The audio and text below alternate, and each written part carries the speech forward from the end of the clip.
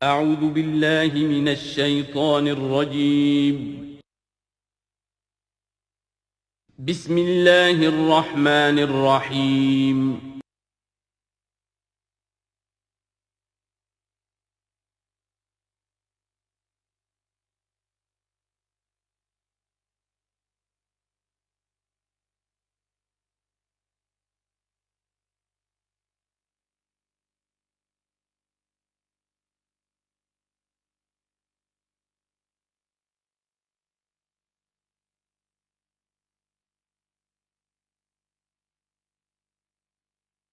اذا جاءك المنافقون قالوا نشهد انك لرسول الله والله يعلم انك لرسوله والله يشهد ان المنافقين لكاذبون اتخذوا ايمانهم جنة فصدوا عن سبيل الله انهم ساء ما كانوا يعملون ذلك بانهم امنوا ثم كفروا فطبع على قلوبهم فهم لا يفقهون صدق الله العظيم رب اشرح لي صدري ويسر لي امري واحلل عقدة من لساني يفقهوا قولي۔ قرآن مجید میں جو مدنی صورتوں کا یہ سب سے بڑا گلدستہ ہے، اس کے ہم 4 جوڑے پڑھ چکے ہیں، 3 جوڑے، سورہ حدید اور سورہ مجادلہ، پھر سورہ حشر اور سورہ ممتحنہ، پھر مرکزی جوڑا سورہ صف اور سورہ جمعہ۔ سورہ صف میں نے ایک بات کہی تھی کہ بعد میں جائزہ لے لیں گے، اگر تو ایمان حقیقی اور جہاد فی سبیل اللہ کا راستہ انسان اختیار کرے، وہ تجارت جو اللہ نے بتائی ہے، هل ادلکم علی تجارت تنجیکم من عذاب علیم، اس کا کیا حل ہے، کیا تجارت ہے؟ تؤمنون باللہ ورسولہ وتجاہدون فی سبیل اللہ باموالکم وانفسکم، یہ اگر کرتے ہو تو عذاب علیم سے بھی چھٹکارا ہے، تمہارے گناہ بھی معاف کر دیے جائیں گے، جنتوں میں داخل کیے جاؤ گے، مساکن طیبۃ فی جنات عدن دیے جاؤ گے۔ ایک خاص حد تک تمہارے ایمان اور عمل صالح کی جب ہم جانچ پرکھ کر لیں گے اور ثابت ہو گئے کہ تم نے حق ادا کر دیا، تو دنیا میں نصرت بھی آئے گی، فتح بھی ملے گی، اور سب سے بڑی بات یہ کہ تم اللہ کے مددگار قرار پاؤ گے۔ نہیں کرتے ہو اور ایمان کے دعوے ہیں اور اللہ سے محبت کے اور رسول سے عشق کے، تو کبر مقتا عند اللہ ان تقولوا ما لا تفعلون، اللہ تعالیٰ کی بیزاری شدید ہوتی چلی جا رہی ہے تمہارے اس طرز عمل پر، اور آگ سے چھٹکارا پانے کا خیال تمہارا خود ساختہ خیال ہے، امید موہوم ہے، اس لیے کہ کلام جو ہے یہ محمل کلام نہیں ہے۔ هل ادلکم علی تجارت تنجیکم من عذاب علیم، وہ تجارت تمہیں بتائی جائے جو عذاب علیم سے چھٹکارا دلا دے، وہ نہیں کرتے ہو اور چھٹکارا ہو گیا تو پھر یہ کلام غلط ثابت ہو گیا، پھر یہ کلام محمل ہے، بے معنی ہے۔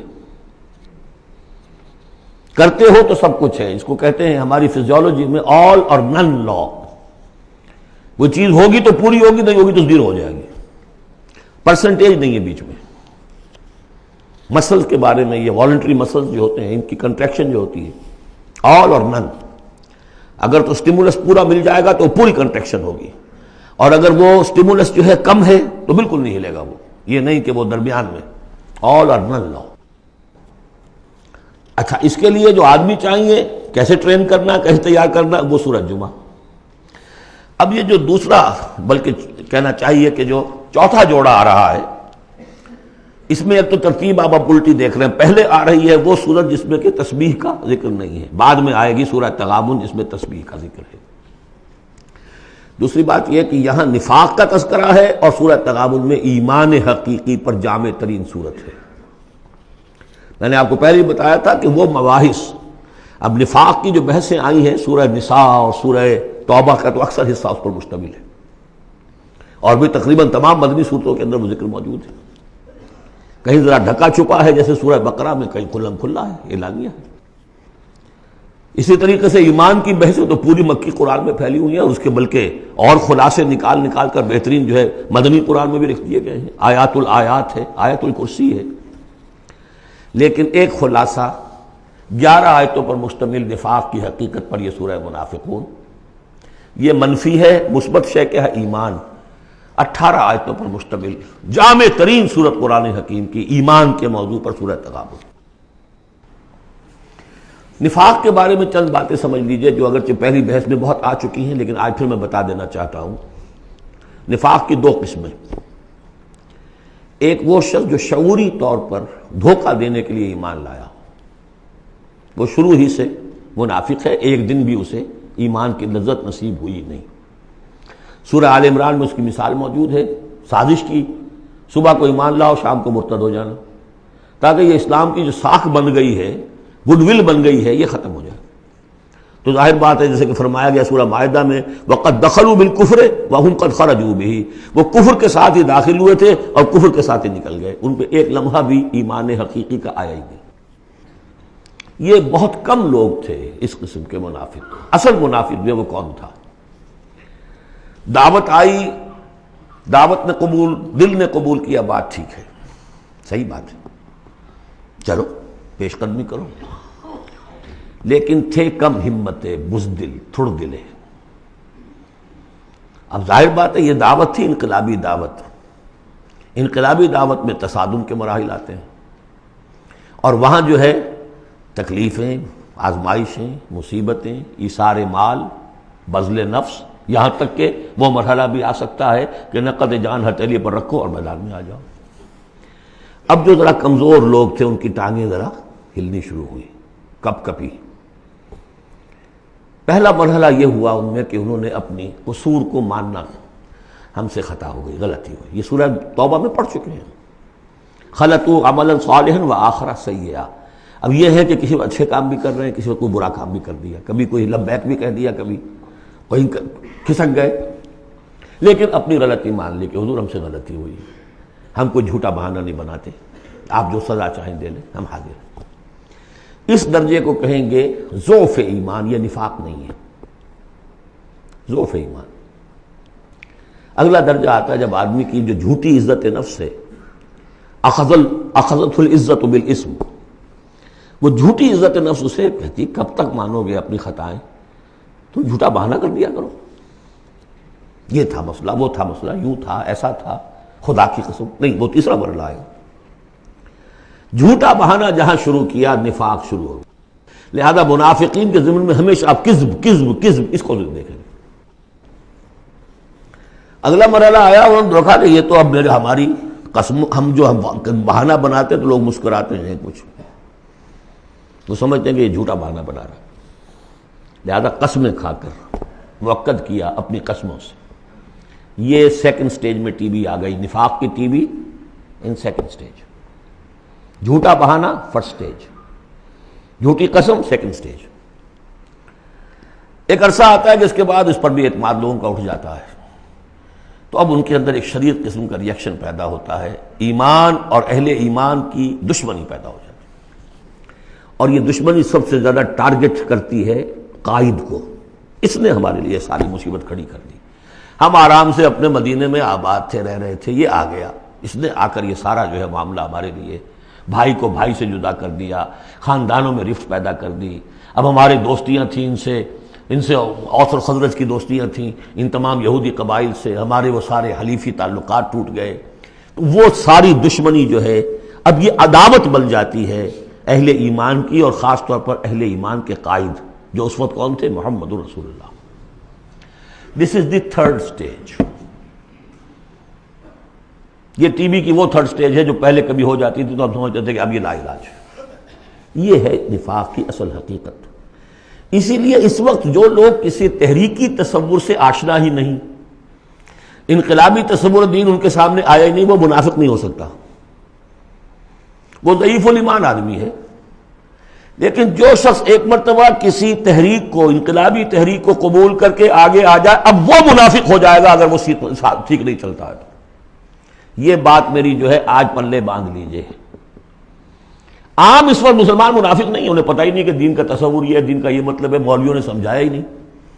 دین کا نام ہے نماز، روزہ، اور لیلۃ القدر مل گئی تو بیڑا پار، ساری زندگی کے سارے گناہ معاف۔ انہیں تو یہ تصور دیے گئے، حج کرائے تو پاک ہو کے آ گئے، اور عمرہ کیا تو پاک ہو کے آ گئے، باقی یہ کہ تم جس طرح چاہو کماؤ۔ لہذا وہ بیچارے وہ منافق نہیں ہے، وہ ضعیف الایمان ہے، جو بھی ہے وہ اللہ تعالیٰ جو معاملہ ان سے کرے۔ جو شخص کسی حقیقی انقلابی اسلامی تحریک سے متعلق ہو جائے اس کو حق سمجھ کر، پھر اگر وہ پیچھے ہٹ رہا ہے اس لیے کہ قائد میں اسے کوئی چیز ایسی نظر آئی کہ یہ تو غلط کار انسان ہے، دھوکے باز انسان ہے، ٹھیک ہے، پیچھے ہٹ جانا چاہیے۔ اگر یہ طریقہ کار جو اس نے بتایا تھا یہ اس سے منحرف ہو گیا ہے، پیچھے ہٹ جانا چاہیے۔ جو اس نے طریقہ کار بتایا تھا اس وقت ہمیں معلوم ہوا تھا ٹھیک ہے، لیکن اب ہم سمجھتے ہیں کہ ٹھیک نہیں ہے، پیچھے ہٹ جانا چاہیے۔ یہ سب ٹھیک، اس میں نفاق نہیں ہوگا، لیکن محض اس لیے کہ اب مشقت کرنی پڑ رہی ہے، محنت کرنی پڑ رہی ہے، اپنے کیریئر پر آنچ آ رہی ہے، اپنے لیے جو ہیں اور زندگی کی لذتیں جو ہیں ان میں ہمارا گھاٹا پڑ رہا ہے، یا یہ کہ کبھی امیر نے ڈانٹ دیا ہے، یہ تو ہوتا ہے جماعتوں کے اندر، ہوتا ہے، زجر بھی ہوتی ہے، توبیخ بھی ہوتی ہے۔ حضور نے یہاں تک بھی کہا کہ میرا جی چاہتا ہے کہ جو لوگ نہیں آتے فجر کی نماز میں کسی اور کو یہاں پر امام بنا کر کھڑا کر دوں اور جا کر ان کے گھروں کو آگ لگا دوں، یہ بھی تو کہا ہے محمد رسول اللہ صلی اللہ علیہ وسلم۔ تو بہرحال اس وجہ سے اگر کوئی پیچھے ہٹا تو وہ اس پروسیس میں آ جائے گا، اس کو اچھی طرح سمجھ لینا چاہیے۔ بسم اللہ الرحمن الرحیم۔ اذا جاءک المنافقون قالوا نشهد انک لرسول اللہ۔ اے نبی جب آپ کے پاس آتے ہیں منافق اور وہ کہتے ہیں کہ ہم گواہی دیتے ہیں، ہم کہتے ہیں، ہم اقرار کر رہے ہیں کہ آپ اللہ کے رسول ہیں، واللہ یعلم انک لرسول، اللہ جانتا ہے کہ آپ اس کے رسول ہیں، اللہ سے بڑھ کر اور کون جانتا ہے کہ آپ اللہ کے رسول ہیں، لیکن واللہ یشہد ان المنافقین لکاذبون، اللہ گواہی دیتا ہے کہ یہ منافق جھوٹے ہیں، یہ دل سے بات نہیں کہہ رہے۔ اتخذوا ایمانہم جنۃ، پہلی سٹیج کاذبون کے حوالے سے یہ جھوٹے ہیں، نفاق کی پہلی سٹیج۔ پھر انہوں نے اپنی قسموں کو ڈھال بنا لیا، اتخذوا ایمانہم جنۃ فصدوا عن سبیل اللہ، انہوں نے اپنی قسموں کو ڈھال بنا کر اور اللہ کے راستے سے رک گئے۔ خدا کی قسم یہ مسئلہ تھا، میں اس لیے نہیں جا سکا، میری بیوی بیمار تھی، کوئی دیکھنے بھالنے والا نہیں تھا۔ انہم ساء ما کانوا یعملون، یہ بہت ہی برا کام ہے جو کر رہے ہیں۔ ذالک بانہم آمنوا ثم کفروا، یہ وہ لوگ ہیں جو ایمان لا کر کافر ہوئے ہیں، یہ وہ لوگ نہیں ہیں جو دھوکے ہی سے ایمان میں داخل ہوئے تھے۔ تھوڑی سی پونجی انہیں ملی تھی ایمان کی، آئے تھے، اس وقت بدنیت نہیں تھے، ان کی فطرت نے اپیل کیا تھا اس دعوت نے، لیکن اب جو پاؤں ان کے ہلے ہیں وہ انہیں کیا پتا تھا کہ یہ شہادت گاہ الفت میں قدم رکھنا ہے، لوگ آسان سمجھتے ہیں مسلمان ہونا، یہ تو انہیں معلوم نہیں تھا، یہ تو معلوم نہیں تھا۔ وَلَنَبْلُوَنَّكُمْ بِشَيْءٍ مِّنَ الْخَوْفِ وَالْجُوعِ وَنَقْصٍ مِّنَ الْأَمْوَالِ وَالْأَنفُسِ وَالثَّمَرَاتِ وَبَشِّرِ الصَّابِرِينَ، وہ تو بن گئے تھے مسلمان، جیسے آئے حضور، پورے اوس اور خزرج کے قائدین ایمان لا چکے تھے، سارا قبیلہ لے آیا، ٹھیک ہو گیا، انہیں کیا پتا تھا کیا کچھ آ رہا ہے اس کے پیچھے۔ یہ ایمان جو ہے یہ تو یوں سمجھیے کہ ٹپ آف دی آئس برگ ہے، اس کے نیچے جو اصل برگ جو آیا ہے برف کا تودا، تو وہ پھر ان کے پاؤں ہے۔ اس میں بھی جب تک اقرار ہو اپنے تقصیر کا تو وہ ضعف ایمان کہلائے گا، نفاق نہیں۔ خذ من اموالہم صدقۃ تطہرہم وتزکیہم بہا، ایسے لوگوں کا علاج بھی سورہ توبہ میں آ چکا ہے۔ لیکن جھوٹ بہانا پہلی منزل، جھوٹی قسم دوسری منزل، اور پھر عداوت آگے آئے گی چل کر اسی صورت میں۔ ذالک بانہم آمنوا ثم کفروا، یہ اس لیے کہ ایمان لائے پھر کفر کیا۔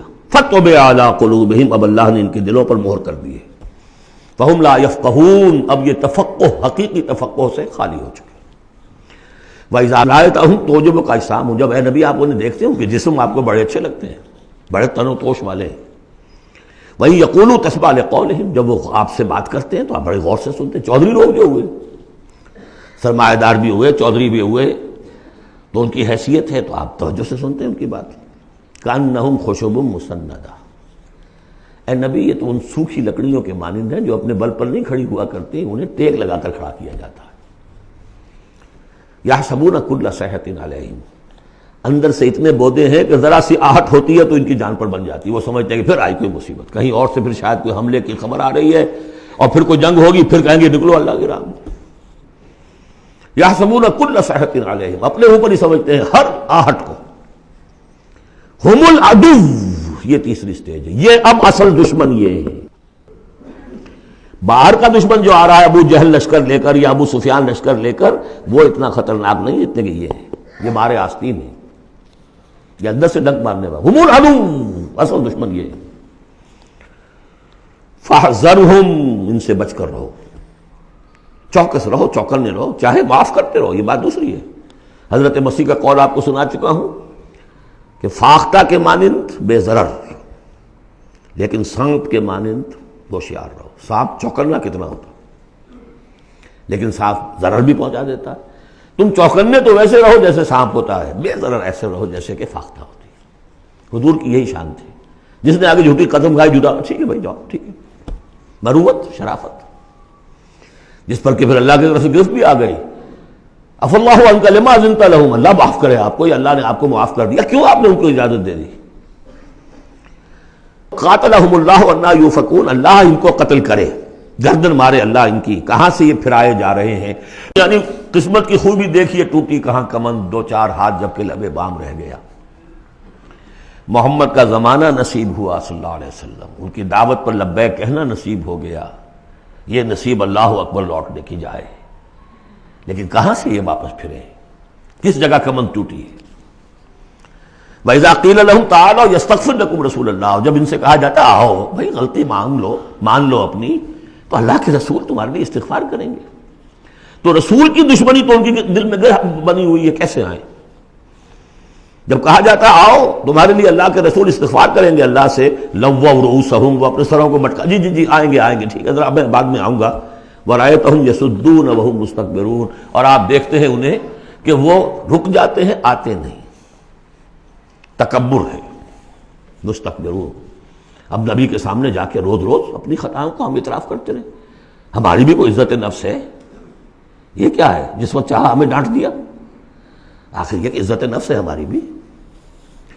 سواء علیہم استغفرت لہم ام لم تستغفر لہم، برابر ہے ان کے لیے نبی، چاہے آپ استغفار کریں چاہے نہ کریں، لن یغفر اللہ لہم، اللہ ان کو ہرگز معاف نہیں کرے گا۔ اس سے اگلی سٹیج میں یہ آیت آ چکی ہے سورہ توبہ میں، استغفر لہم او لا تستغفر لہم ان تستغفر لہم 70 مرۃ فلن یغفر اللہ لہم۔ اب اے نبی ان کے لیے تو چاہے آپ استغفار کریں چاہے نہ کریں، آپ 70 مرتبہ بھی استغفار کریں گے تب بھی اللہ ان کو معاف نہیں کرے گا۔ اور حضور کی مربت دیکھیے، حضور فرماتے ہیں کہ اگر مجھے یہ معلوم ہوتا کہ 70 سے زیادہ مرتبہ استغفار کرنے سے ان کی نجات ہو جائے گی تو میں 70 سے زیادہ مرتبہ استغفار کرتا، لیکن یہاں 70 مراد نہیں ہے، 70 سے مراد جتنی چاہے آپ استغفار کر لیں۔ ہم الذین، اب یہ عداوت کا جو ہے ان کا جو نقشہ ہے، یہ واقعات پیش کیے جا رہے ہیں۔ ایک غزوے سے واپسی پر دو مسلمانوں کی کچھ لڑائی ہو گئی، ایک مہاجر تھے اور ایک تھے انصاری۔ اب وہ پانی بھرنے پر کہیں، بلکہ ان کی بھی نہیں، ان کے خادموں کی لڑائی ہو گئی تھی۔ اس کو وہاں منافقوں نے اچھال دیا، مہاجرین اور انصار کا جھگڑا بنا دیا، اور کہا اس وقت آ کے عبداللہ ابن ابی نے، دیکھو تم نے اصل میں اے انصار، اے مدینے والو، یثرب والو، تمہاری مثال تو وہی ہے جو کہتے ہیں کہ سمن کلبک یا کولوک، اپنے کتے کو کھلا پلا کے موٹا کرو کہ کبھی تمہیں ہی کاٹے گا۔ تم نے ان کو جگہ دی، پناہ دی، کھلایا پلایا، اب یہ تمہارے سر کو آ رہے ہیں، غریبانوں کو آ رہے ہیں۔ خدا کی قسم اگر ہم اب مدینے پہنچ گئے تو ان ذلیلوں کو وہاں سے نکال باہر کریں گے۔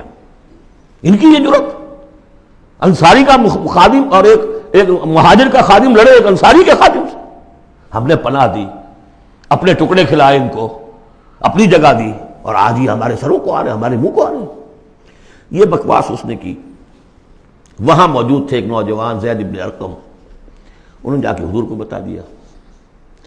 حضور نے بلایا، نہیں جی جھوٹ پتہ میں نے نہیں کہا، یہ چھوکرے نے پتہ نہیں کہاں سے سن لیا، یہ چھوکرا کیا ہے یہ، اور آپ اس کی بات مان رہے ہیں میرے معاملے میں؟ خاموش رہے حضور۔ پھر یہ آیات اتر گئیں جس نے چھوکرے کو صحیح ثابت کیا کہ کہا انہوں نے یہ۔ تو حضور نے فرمایا کہ لڑکے کے کان نے غلط نہیں سنا تھا، لیکن ایک بات نوٹ کر لیجئے، ان معاملات میں بھی حضور کوئی اقدام نہیں کر سکے عبداللہ ابن ابی کے خلاف، یہ نوٹ کرنے کی بات ہے۔ یہ جو لوگ سمجھتے ہیں کہ مکمل سٹیٹ قائم ہو چکی تھی مدینے میں، فوراً حضور کے جاتے ہی بڑی حماقت کے اندر مبتلا ہے۔ یہ ضرور ہے کہ حضور کو وہاں ایک حیثیت حاصل ہو گئی، لیکن جو تصور ہمارا ہے اس زمانے میں سٹیٹ،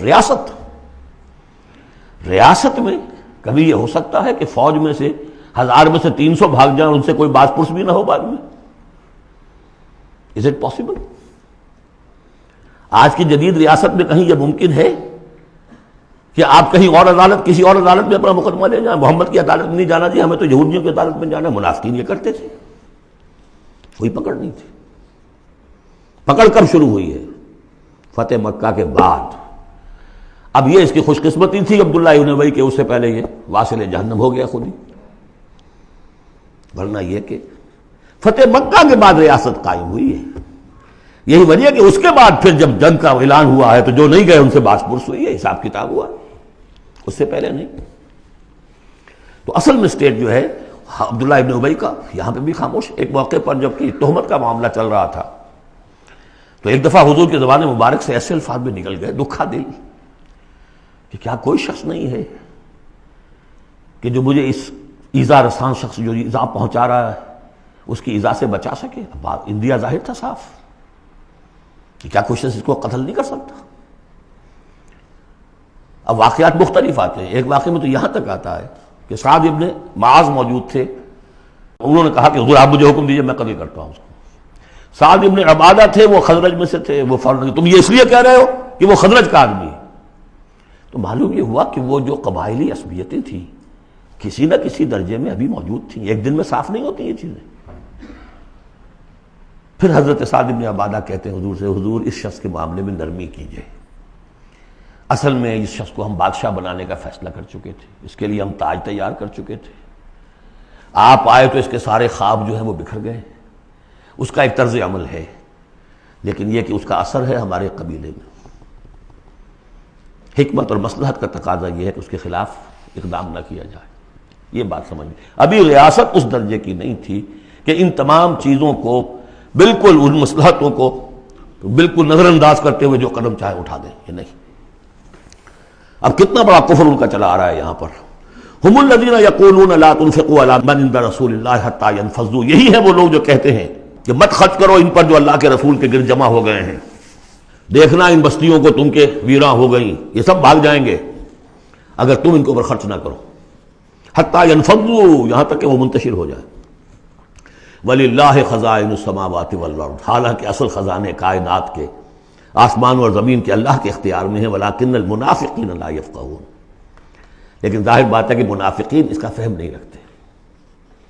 یقولون لئن رجعنا الى المدینۃ لیخرجن الاعز منها الاذل، اور وہ کہتے ہیں اگر ہم مدینے لوٹ گئے، اب چونکہ فوج واپس آ رہی تھی ایک جنگ سے، اب جب مدینے پہنچ جائیں گے تو لازماً جو عزت والے ہیں نکال باہر کریں گے ان ذلیلوں کو، اور ذلیل سے مطلب کمزور، ذلیل کا مطلب جو ہے وہ ہماری زبان میں جو ہوتا ہے کمینہ، وہ نہیں ہے، ان کو ہم نکال باہر کریں گے۔ وَلِلَّهِ الْعِزَّةُ وَلِرَسُولِهِ وَلِلْمُؤْمِنِينَ، حالانکہ عزت تو اللہ کی ہے اور اہل ایمان کی ہے، اللہ کے رسول کی ہے اور اہل ایمان کی ہے۔ وَلَٰكِنَّ الْمُنَافِقِينَ لَا يَعْلَمُونَ، لیکن یہ منافق جانتے نہیں۔ لیکن ہوا یہ کہ جب یہ قول پہنچا ہے، عبداللہ ابن ابی کے بیٹے کا نام بھی عبداللہ ہے، وہ بڑے مخلص نوجوان، خالص، صادق القول، صادق الایمان، انہیں معلوم ہے میرے باپ نے یہ کہا ہے، تو مدینے میں دروازے میں کھڑے ہو گئے ننگی تلوار لے کر، اپنے باپ سے کہا ہے کہ جب تک تم یہ نہیں مانو گے کہ تم ذلیل ہو، عزت ہے اللہ کے لیے اور اس کے رسول کے لیے اور اہل ایمان کے لیے، اس وقت تک مدینے میں گھسنے نہیں دوں گا۔ فریاد بھی کی، حضور سے بھی کہا، لیکن پھر کہنا پڑا اس کو کہ ہاں اللہ، اس کا رسول اور اہل ایمان عزت والے ہیں، ہم ذلیل ہیں، تب داخل ہوئے۔ اب اگلی 3 آیات جو دوسرے رکوع کی ہیں اس میں اس کا علاج ہے۔ علاج جو ہے ایک پریونٹیو ہوتا ہے، کیوریٹیو۔ پریونٹیو یہ ہے کہ اس مرض کی چھوت نہ لگے، ٹیکہ لگاؤ، اسمال پاکس کا ٹیکہ لگا دو، چھوت نہیں لگے گی۔ ایک یہ کہ اگر ہو ہی جائے تو پھر یہ ہے کہ اس کا علاج۔ پریونٹیو کیا ہے؟ یا ایھا الذین آمنوا لا تلھکم اموالکم ولا اولادکم عن ذکر اللہ، اہل ایمان تمہیں غافل نہ کرنے پائیں تمہارے اموال اور تمہاری اولاد اللہ کی یاد سے۔ ومن یفعل ذلک فاولئک ھم الخاسرون، اور جو کچھ یہ کریں گے تو وہی خسارے میں رہیں گے۔ اب ذکر سے مراد صرف وہ ذکر نہ سمجھیے تسبیح، اللہ یاد رہے، اپنا فرض یاد رہے، آدمی چاق و چوبند رہے، اپنے فرض کی ادائیگی کے لیے کمر بستہ رہے، یہ سب ذکر میں ہے۔ جہاد سے غافل نہ کر دے تمہارے مال اور اولاد، ان میں اتنا انہماک ہو جائے کہ وقت ہی نہیں، میں کیا کروں جی، وقت ہی نہیں، وقت کہاں سے آئے گا؟ آپ نے معبود بنا رکھا ہے اپنے سٹینڈرڈ آف لیونگ کو، سٹیٹس کو، سٹیٹس سمبل معبود ہے، اب اسی کو پوج رہے ہیں آپ، صبح سے شام اور رات کے اوقات میں بھی سوچ بچار اسی کی ہے۔ تب کہیں جا کر وہ سمبل جو ہے قائم رہتا ہے. تو کیسے ہوگا؟ اس کا جو ہے کیوریٹو ٹریٹمنٹ وہ کیا ہے؟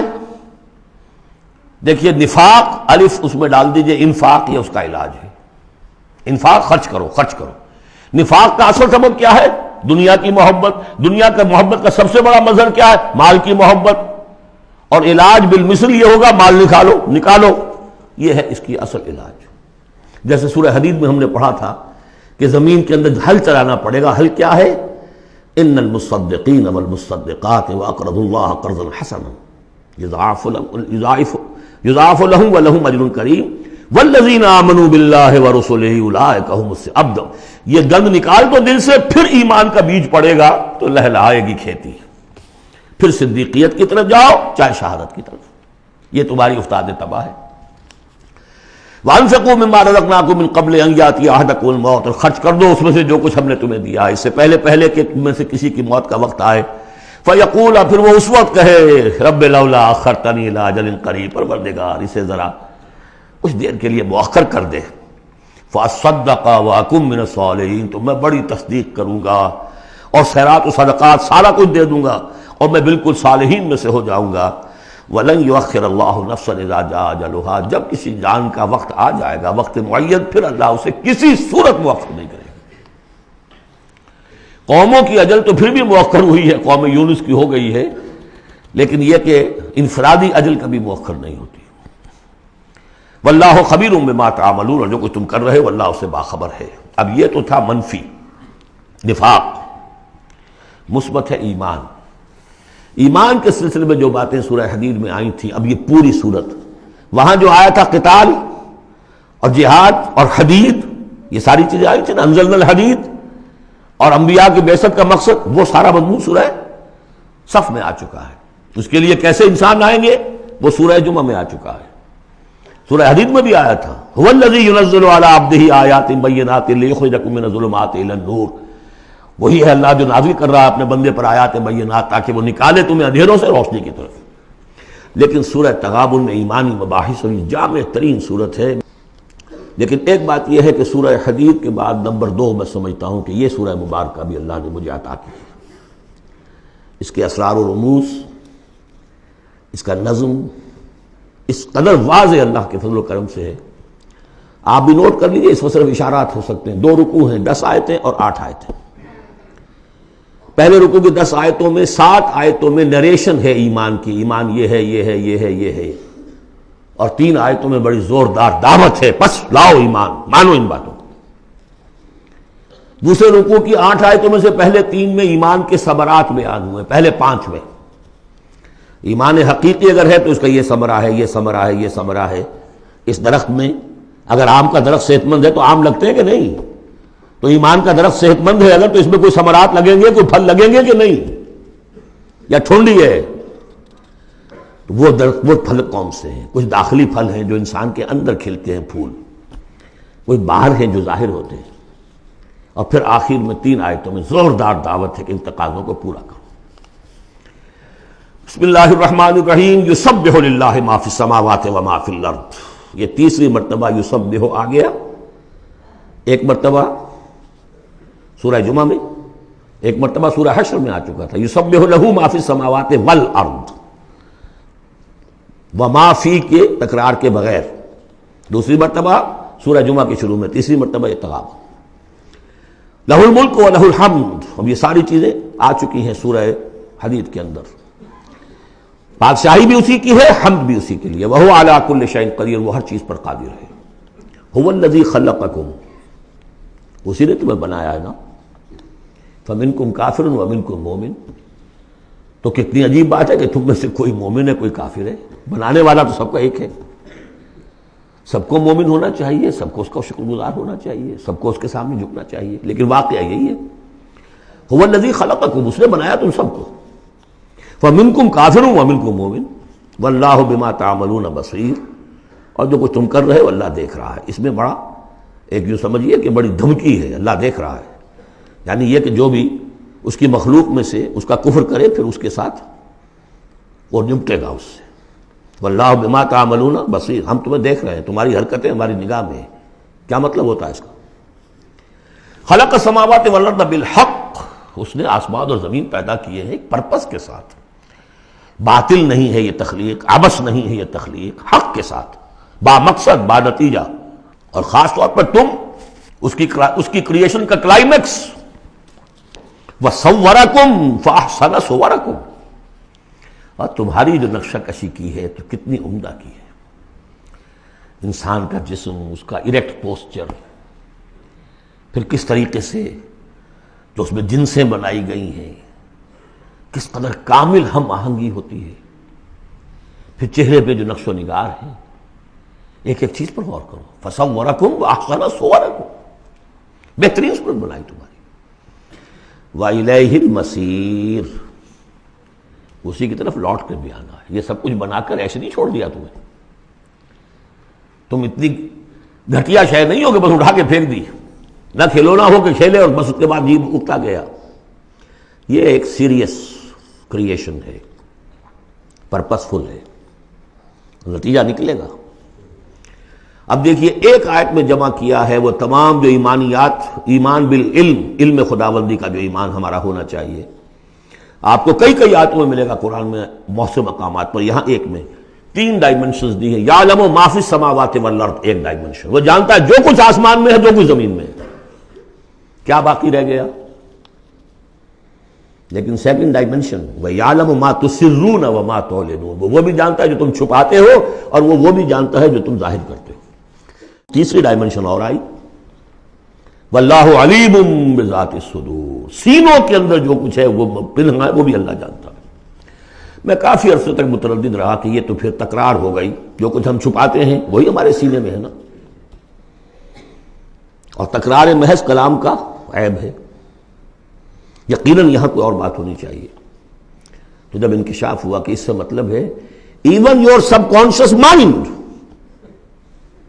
which even you don't know yourself what is lurking in the subconscious mind، تمہارے تحت الشعور کے اندر جو طوفان اٹھتے رہتے ہیں اللہ تو اس سے بھی واقف ہے، he knows you through and through، وہ تمہارے جین سے واقف ہے، هو عالم بكم اذ انتم اجنۃ فی بطون امہاتکم، اپنی ماؤں کے پیٹ میں جنین کی شکل میں تھے، اللہ تب بھی جانتا تھا تمہیں، تو وہ تو تمہارے سب کانشیس مائنڈ، تم نہیں بات جانتے رہے، تمہیں نہیں معلوم، تم بسا اوقات دھوکہ کھا جاتے ہو، تمہارا تحت الشعور جو ہے وہ تمہیں دھوکہ دیتا ہے، لیکن اللہ اس سے بھی واقف ہے۔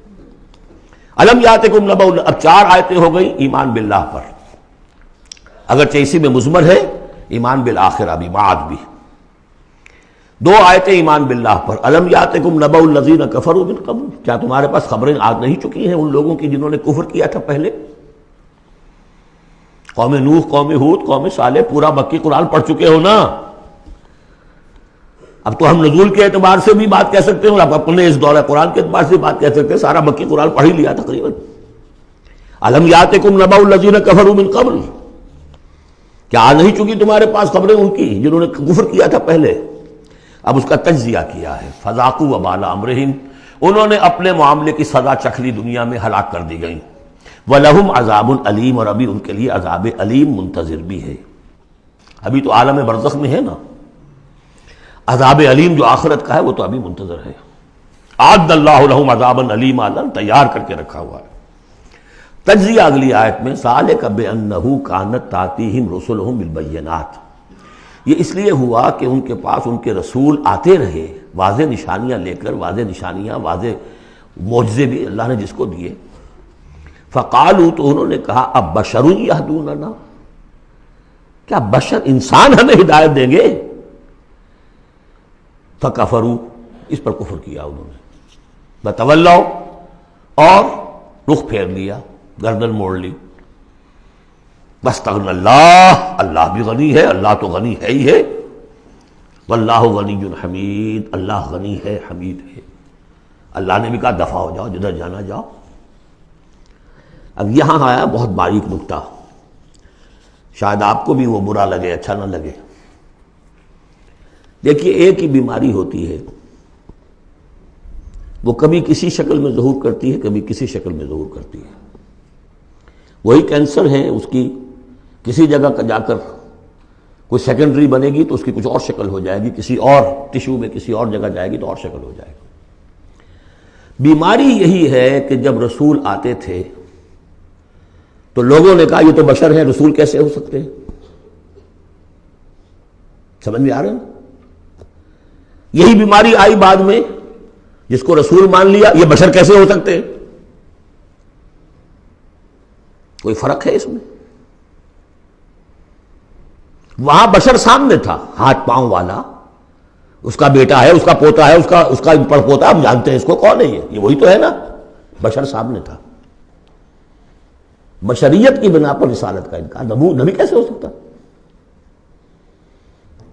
اور جس نے نبی مان لیا اب خدا بناؤ، یا تو اس کو خدا کا بیٹا تو بناؤ کم سے کم،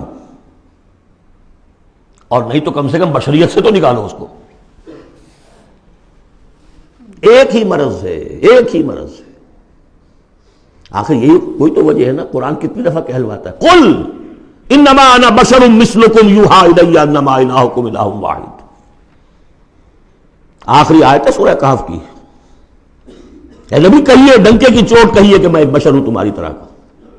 ہاں وہی ہوئی ہے مجھ پر کہ تمہارا الہ تو ایک ہی ہے اور وہ الہ اللہ ہے۔ فمن کان یرجو لقاء ربہ فلیعمل عملا صالحا ولا یشرک بعبادۃ ربہ احدا۔ البتہ ایک دوسری انتہا بھی ہمارے ہاں ہے، کچھ لوگوں نے اس نقطے کو ایمفیسائز کرنے کے لیے، جیسے ہم بھی کبھی کسی بات پر زور دینے میں کبھی کوئی لفظ ذرا مناسب سے ہٹ کر غیر مناسب لفظ ہم استعمال کر بیٹھتے ہیں۔ ہمارے بزرگوں سے بھی ہوا، کسی نے کہا بڑے بھائی بنا دیا، کسی نے کوئی اور مثال دے دی۔ ایسی بات بھی نہیں ہے۔ نبی کے بعض خصائص ایسے بھی ہیں کہ جو واقعتاً عام بشر کے نہیں ہیں۔ یہ حدیث بھی تو محمد رسول اللہ کی صلی اللہ علیہ وسلم، کہ جب آپ سے یہ شکایت کی لوگوں نے، حضور آپ صوم وصال رکھتے ہیں، ہمیں نہیں رکھنے دیتے، ہمیں منع کرتے ہیں آپ۔ صوم وصال یہ ہے کہ آج روزہ رکھا اور اس کو آج شام کو افطار نہیں کیا، پھر رات چل رہا ہے وہ روزہ، اگلا دن بھی، تو 2 دن کا صوم وصال ہو گیا، اگلی روز شام کو جا کے کھولا، یہ صوم وصال ہے۔ پھر 3 دن کا، 4 دن کا آپ تو رکھتے ہیں، ہمیں اجازت نہیں دیتے۔ فرمایا ایکم مثلی، تم میں سے کون مجھ جیسا ہے؟ ابھی تو عند ربی، میں اپنے رب کے پاس رات گزارتا ہوں، وہ یطعمنی ویسقین، وہ مجھے کھلاتا پلاتا ہے۔ تو بعض پہلو ہے، نبی اپنی پشت سے بھی دیکھتا تھا صلی اللہ علیہ وسلم، ہم تو نہیں دیکھتے۔ تو خصائص ہیں۔ پھر نبی کو ساری سیر کرا دی گئی، آسمانوں کی، زمین کی۔ کہاں لے گئے؟ عند سدرۃ المنتہی، عندہا جنت المأوی، اذ یغشی السدرۃ ما یغشی، ما زاغ البصر وما طغی۔ تو یہ معاملہ بھی نہیں، لیکن بنیادی طور پر وہ انسان ہے، انسانی عواطف و میلانات بھی تھے۔ چوٹ لگتی تھی تو درد ہوتا تھا، زخم کا وار لگا ہے تو اس پہ سے خون کا فوارہ چھوٹا ہی چھوٹا ہے، بچہ فوت ہو رہا ہے تو آنکھوں میں آنسو آئے ہی آئے ہیں، کبھی بد دعا بھی نکل گئی ہے۔ کیف یہدی اللہ قوما خضبوا وجہ نبیہم بالدم، سب پڑھ چکے ہیں ہم یہ پورا قرآن مجید میں۔ لیکن یہ ہے کہ رسالت کا انکار بربنائے بشریت اور بشریت کا انکار بربنائے رسالت، یہ دونوں چیزیں غلط ہیں، اور یہ ہم بدل ہیں۔ ذالک بأنہ کانت تأتیہم رسلہم بالبینات فقالوا بشر یہدوننا فکفروا وتولوا واستغنی اللہ واللہ غنی حکیم۔ اب ایک آیت میں آ رہی ہے ایمان بالآخرہ، زعم الذین کفروا، ذرا اس کے زور کا اندازہ کیجئے گا۔ زعم الذین کفروا ان لن یبعثوا، زوم ہو گیا ہے انہیں، غلط خیال ہو گیا ہے کہ وہ اٹھائے نہیں جائیں گے۔ قل، اب ذرا نوٹ کیجئے، بلا وربی لتبعثن ثم لتنبؤن بما عملتم، کہہ دو اے نبی کیوں نہیں، اور مجھے میرے رب کی قسم ہے۔ کون کھا رہا ہے قسم؟ محمد رسول اللہ صلی اللہ علیہ وسلم۔ لتبعثن، تم لازماً اٹھائے جاؤ گے، ثم لتنبؤن بما عملتم۔ یہ اس پر جو خطبہ تھا حضور کا پہلا خطبہ جو آپ نے دیا ہے بنو ہاشم کو دعوت میں، وہ میرے کتابچے میں موجود ہے، دعوت اللہ اردو میں اور کال ٹو اللہ انگریزی میں، اس کا متن موجود ہے، وہ ہے کہ اس کی شرح ہے۔ واللہ لتموتن کما تنامون ثم لتبعثن کما تستيقظون ثم لتجزون بالاحسان واحسانا واللہ لَتَمُوتُنَّ كَمَا تَنَامُونَ، خدا کی قسم تم سب مر جاؤ گے جیسے روزانہ رات کو سو جاتے ہو. ثُمَّ لَتُبْعَثُنَّ كَمَا تَسْتَيْقِظُونَ، جیسے روزانہ صبح کو بیدار ہو جاتے ہو ایسے اٹھا لیے جاؤ گے قیامت کے دن. ثُمَّ لَتُحْسَبُنَّ بِمَا تَعْمَلُونَ، پھر تمہارا حساب کتاب لیا جائے گا جو تم نے عمل کیا ہے. ثُمَّ لَتُجْزَوُنَّ بِالْإِحْسَانِ إِحْسَانًا وَبِالسُّوءِ سُوءًا، پھر بدلہ ملے گا بھلائی کا بدلہ برائی کا بدلہ. وَإِنَّهَا لَجَنَّةٌ أَبَدًا أَوْ لَنَارٌ أَبَدًا. قُلْ بَلَىٰ وَرَبِّي لَتُبْعَثُنَّ ثُمَّ لَتُنَبَّؤُنَّ بِمَا عَمِلْتُمْ وَذَٰلِكَ عَلَى اللَّهِ يَسِيرٌ، اور یہ اللہ پر بہت آسان ہے. 7 آیتیں پوری ہو گئیں. 4 ذات و صفات، 2 رسالت، 1 آخرت. اب سنیے فَآمِنُوا بِاللَّهِ، یہ فا بہت اہم ہے یہاں پر. بس ایمان لاؤ اللہ پر اور اس کے رسول پر. وَالنُّورِ الَّذِي أَنزَلْنَا، اس نور پر جو ہم نے نازل فرمایا. وَاللَّهُ بِمَا تَعْمَلُونَ خَبِيرٌ، جو کچھ تم کر رہے ہو اللہ اس سے باخبر ہے. اب یہاں دیکھیے ریورس ہو جائے گا آرڈر، ریشو پروپورشن. اب یہاں ایک آیت میں اللہ اور اس کے رسول کا ذکر آ گیا، اور اس میں بھی واللہ بما تعملون خبیر کے اندر آخرت کا ذکر ہے. اللہ باخبر ہے، تو اللہ کے پاس یہ ساری خبریں اس نے رکھی ہوئی ہیں. کوئی ریسرچ، کوئی تھیسس لکھنا ہے اس کو تمہیں سزا دینے کے لیے. لیکن اب 2 آیتیں آ رہی ہیں شاندار آخرت کے لیے. یوم یجمعکم لیوم الجمع ذالک یوم التغابن، جس دن کے وہ جمع کرے گا تمہیں اس جمع ہونے والے دن، وہ ہے ہار اور جیت کے فیصلے کا دن. جو اس روز جیتا وہ جیت گیا، جو اس روز ہارا وہ ہار گیا. یہ دنیا کی ہار اور جیت کیا ہے؟ کچھ بھی نہیں. ایک ڈرامے کے اندر کوئی جیت گیا کوئی ہار گیا، نہ وہ جیت ہے اور نہ یہ ہار ہے. اصل جیتا وہ جو وہاں جیتا، اصل ہارا وہ جو وہاں ہارا. ذالک یوم التغابن، وہ ہے ہار اور جیت کے فیصلے کا دن. ومن یؤمن باللہ، جیت کس کی ہوگی؟ جو ایمان لائے اللہ پر، ویعمل صالحا، اور عمل کرے اچھے. اس کی تفصیل کچھ آگے آ جائے گی کیا کیا عمل کرنے ہیں. یکفر عنہ سیئاتہ، اللہ تعالیٰ اس سے اس کی برائیوں کو دور کر دے گا. ویدخلہ جنات تجری من تحتہا الانہار، اور ان باغات میں داخل کرے گا جن کے دامن میں ندیاں بہتی ہوں گی. خالدین فیہا ابدا، وہ رہیں گے اس میں ہمیشہ ہمیش. ذالک الفوز العظیم، یہ ہے بڑی کامیابی.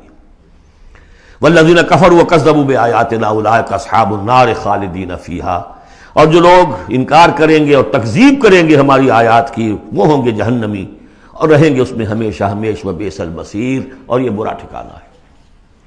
10 آیات میں ایمانیات ثلاثہ کی بہترین جامع ترین تعبیر، تجزیہ اور ایک زوردار دعوت ایمان. فآمنوا باللہ ورسولہ.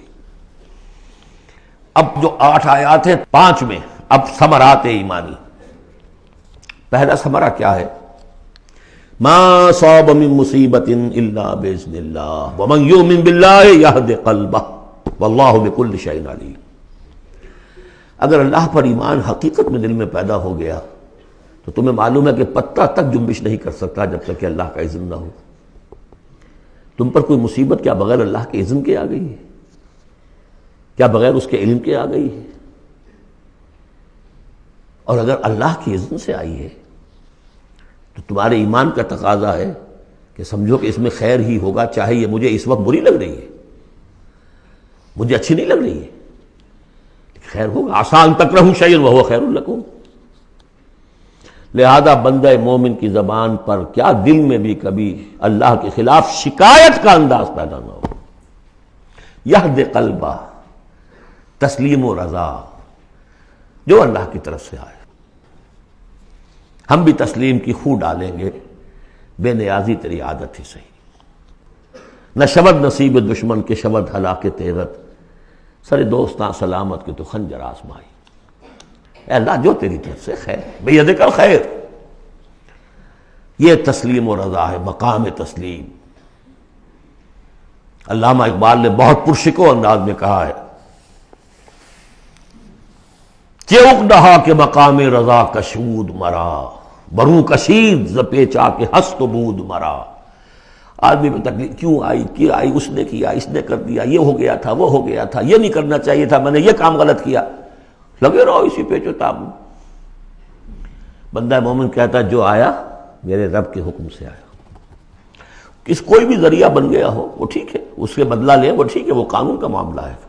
وَلَكُمْ فِي الْقِصَاصِ حَيَاةٌ يَا أُولِي الْأَلْبَابِ، اللہ کے خلاف شکایت نہیں۔ بنو کشید نہ پیچا کہ ہست بود مرا، یہ ہے، یہ تھا، یہ کیوں ہو گیا، یہ کیسے ہو گیا، اس سارے چکر سے مجھے نکال لیا۔ کس چیز نے نکال لیا؟ کہ عقدہا کے مقام رضا کشود مرا، یہ مقام رضا نے کیسے کیسے میرے عقدے حل کر دی۔ اب میں تفصیل میں جا نہیں سکتا، اس پر میرے بڑے بڑے کیسز موجود۔ یہ بتا رہا میں بھول گیا ہوں آپ کو کہ وہ جو منتخب نصاب جس کا میں تذکرہ کرتا آیا ہوں، یہ ساری صورتیں ان میں داخل ہیں۔ یہ اس کا چوتھا حصہ جو تھا سورہ صف، سورہ جمعہ، سورہ تغابن، سورہ منافقون، اور یہ سورہ تغابن دوسرے حصے کی صورت ہے، یہ ایمان کی حقیقت پر۔ سورہ فاتحہ، سورہ آل عمران کی آخری آیات، سورہ نور کی آیات نور، اور پھر یہ تغابن۔ تو پہلا ہے نتیجہ تسلیم و رضا۔ دوسرا نتیجہ، یہ تو اندر نکلا نا، دل کے اندر احساسات ہیں، یہ پھول اندر کھلتا ہے، باہر نظر نہیں آتا۔ باہر نظر آنے والا بڑا پھول کیا ہے؟ وَأَطِیعُوا اللَّهَ وَأَطِیعُوا الرَّسُولَ فَإِن تَوَلَّیْتُمْ فَإِنَّمَا عَلَىٰ رَسُولِنَا الْبَلَاغُ الْمُبِینُ۔ اطاعت کرو اللہ کی اور اطاعت کرو رسول کی، پھر اگر تم پیٹھ موڑ لو گے تو جان لو کہ ہمارے رسول پر سوائے صاف صاف پہنچا دینے کی کوئی ذمہ داری نہیں، باقی تمہیں خود جواب دہی کرنی پڑے گی۔ اس نے پہنچا دیا، اس نے حکم بتا دیا، اللہ کا یہ حکم ہے۔ وَأَحَلَّ اللَّهُ الْبَيْعَ وَحَرَّمَ الرِّبَا، تم پڑے رہو اپنے الجھنوں میں اور اشکالات میں، انما البیع مثل الربا، لیکن احل اللہ البیع وحرم الربا، اللہ نے حلال کیا ہے بیع کو، حرام کیا ربا کو۔ ہو آر یو، یہ ہو آر یو سے مجھے وہ شعر بھی یاد آ گیا ہے جو مقام تسلیم و رضا پر کہا ہے اکبر الآبادی نے۔ رضائے حق پہ راضی رہ، یہ حرف آرزو کیسا یوں ہو جائے۔ اچھا تم اللہ کو سکھا رہے ہو، یو وانٹ ٹو ٹیچ ہم آرزو، رضائے حق پہ راضی رہے، یہ حرف آرزو کیسا، خدا خالق، خدا مالک، خدا کا حکم تو کیسا، تو وہی ہو آر یو، اللہ نے فیصلہ کیا ہے یہ حرام ہے یہ حلال ہے۔ تم اللہ کو مانتے ہو کہ نہیں؟ نمبر ایک۔ رسول کو مانتے ہو کہ نہیں؟ نمبر دو۔ قرآن کو مانتے ہو کہ نہیں؟ نمبر تین۔ پھر کوئی دلیل نہیں، نو آرگیومنٹس، آئیدر اوبے اور گو اوے، تیسرا راستہ کوئی نہیں۔ وَأَطِیعُوا اللَّهَ وَأَطِیعُوا الرَّسُولَ فَإِن تَوَلَّیْتُمْ فَإِنَّمَا عَلَىٰ رَسُولِنَا الْبَلَاغُ الْمُبِینُ اللَّهُ لَا إِلَٰهَ إِلَّا هُوَ وَعَلَى اللَّهِ فَلْيَتَوَکَّلِ الْمُؤْمِنُونَ۔ پھر ایک پھول اندر جو کھلا ہے، دل میں کھلے گا، ذہن میں کھلے گا، توکل۔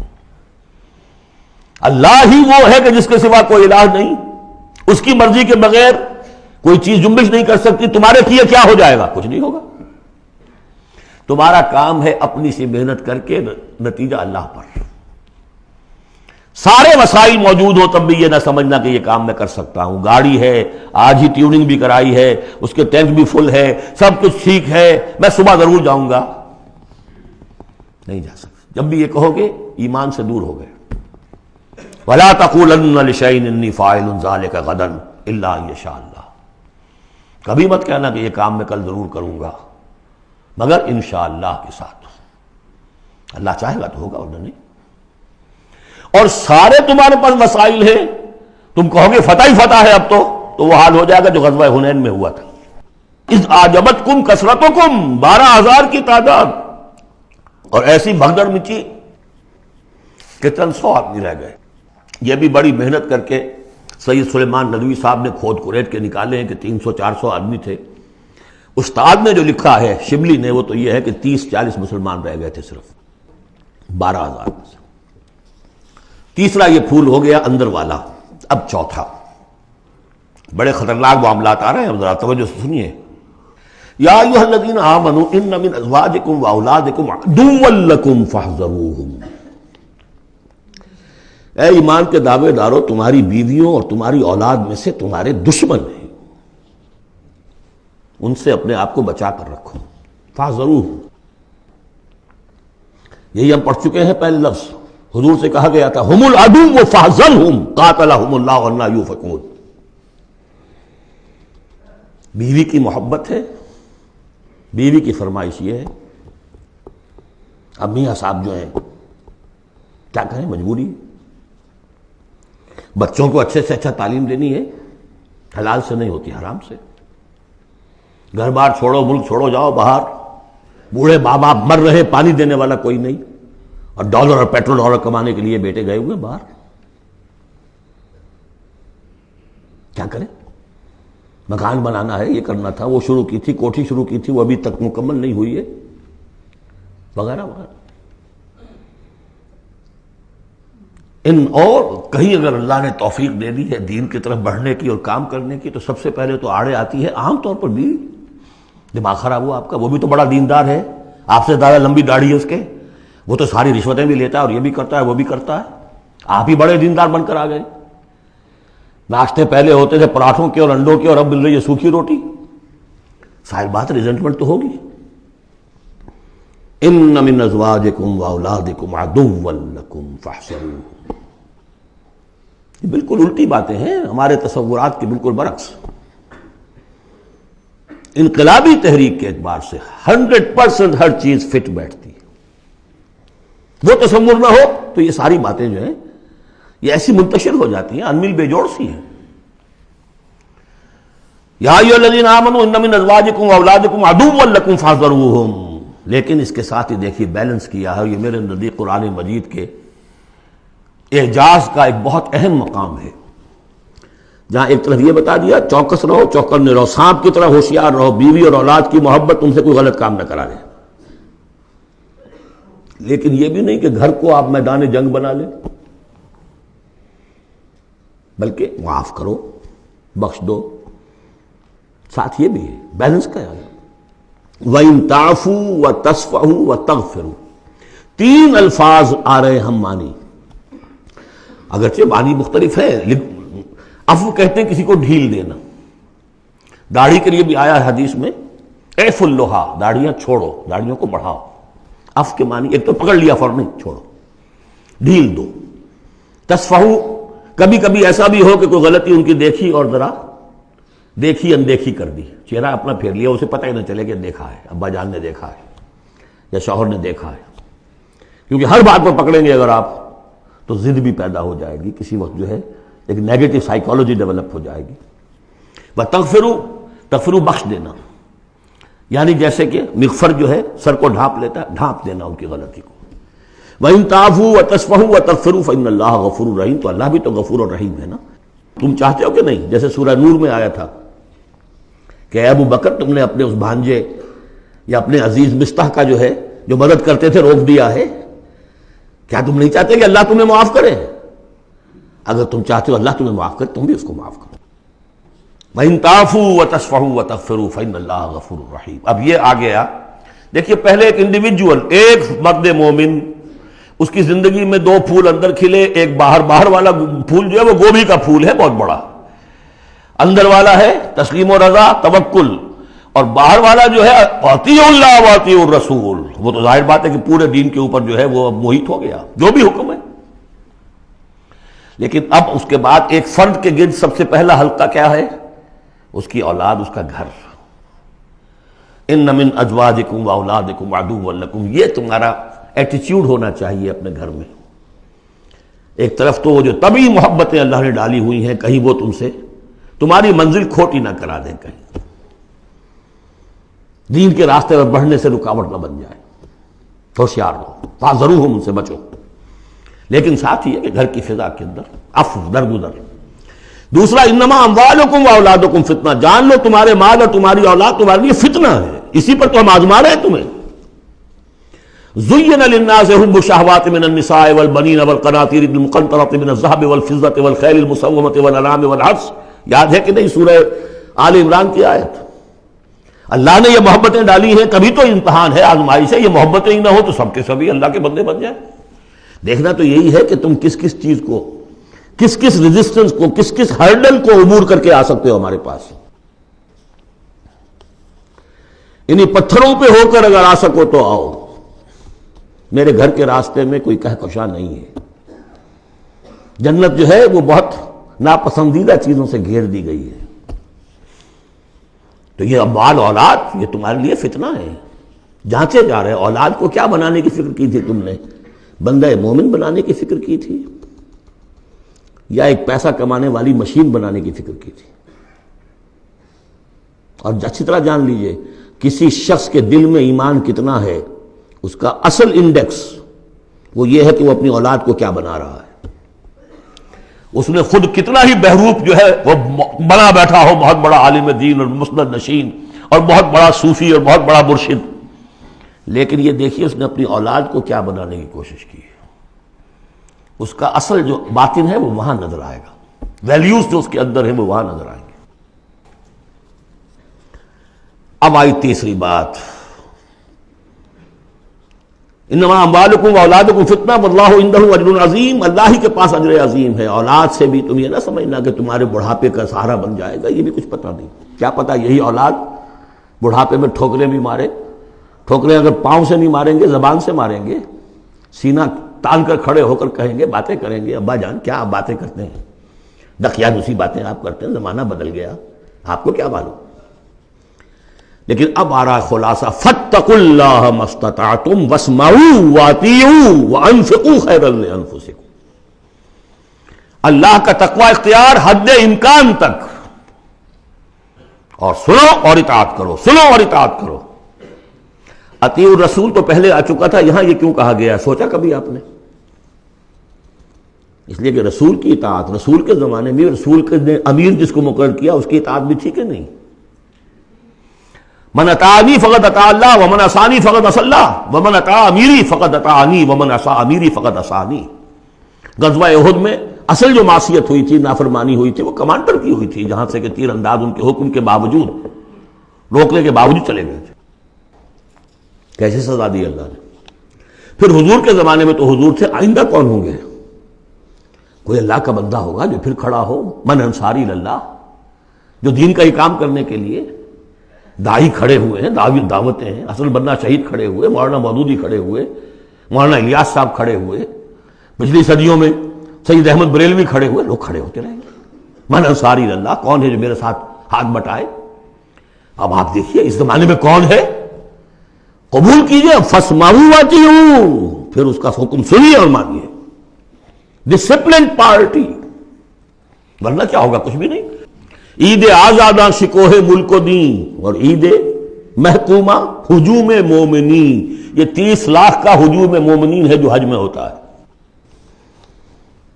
اگر یہ جماعت ایک ہوتی کسی ایک امیر کے نیچے 30 لاکھ کی، ایک امیر،